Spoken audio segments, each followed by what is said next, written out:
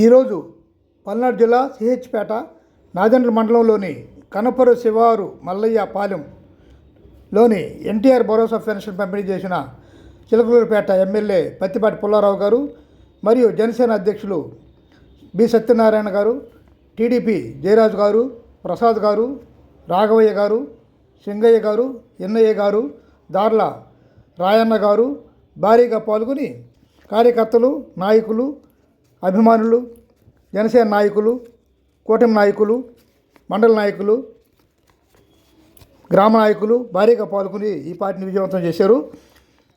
ఈ కార్యక్రమంలో ఇంటింటి తిరిగి భరోసా పెన్షన్ పంపిణీ చేశారు. పెన్షన్దారులు అభినందించారు.